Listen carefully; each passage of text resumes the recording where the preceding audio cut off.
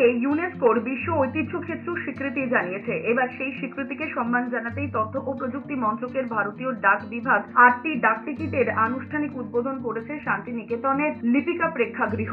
আনুষ্ঠানিক উদ্বোধন করেন অধ্যাপক অমর পাল, পোস্টমাস্টার জেনারেল কলকাতা আঞ্চলিকের অশোক কুমার, প্রধান পোস্টমাস্টার জেনারেল নীরজ কুমার, শান্তিনিকেতনের হেরিটেজ কমিটির সমন্বয়কারী অধ্যাপিকার সাথেই গঙ্গোপাধ্যায়। এছাড়াও উপস্থিত ছিলেন পাঠ্য ভবন এবং সঙ্গীত ভবনের পড়ুয়া, ডাক বিভাগের কর্মী ও অন্যান্যরা।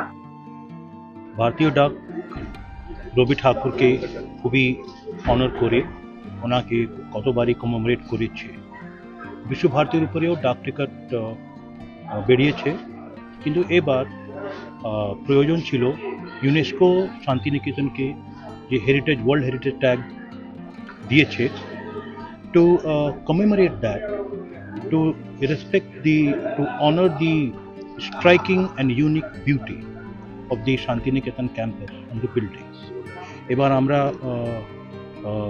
8টি শান্তিনিকেতন ঘরের উপরে, ভবনেদের উপরে পিকচার পোস্টকার্ড ইস্যু করেছি। তারপর একটি স্পেশাল কভার ইস্যু হয়েছে, দেন একটা পার্মানেন্ট পিক্টোরিয়াল ক্যান্সেলেশন, মানে ছাপটা সবসময় থাকবে। এবং শান্তিনিকেতন ডাকঘর গেলে আপনার খামের উপরে, চিঠিদের উপরে সে ছাপটা দিতে একটা মানে মেমোরেবল জিনিস হবে।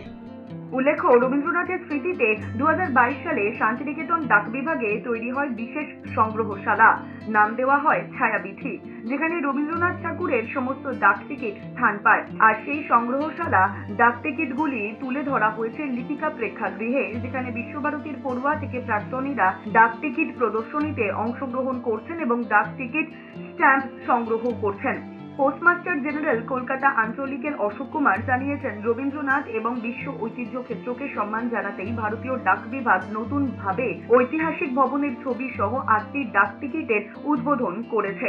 শান্তিনিকেতন থেকে যে প্রান্তেই চিঠি যাক না কেন, থাকবে ওয়ার্ল্ড হেরিটেজের বিশেষ স্ট্যাম্প। ডাক টিকিটগুলিতে ফুটে উঠবে শান্তিনিকেতনের ঐতিহ্য, সংস্কৃতি ও প্রকৃতির ছবি। এছাড়াও শান্তিনিকেতনের বাসিন্দাদের বিশেষভাবে গুরুত্ব দিয়েই প্রতিদিন ডাক বহনকারী গাড়ি পৌঁছবে কলকাতায়। 24 ঘন্টার মধ্যে সমস্ত ধরনের ডাক পৌঁছে দেওয়া হবে। বীরভূম থেকে সঞ্জয়ের রিপোর্ট, এস নিউজ।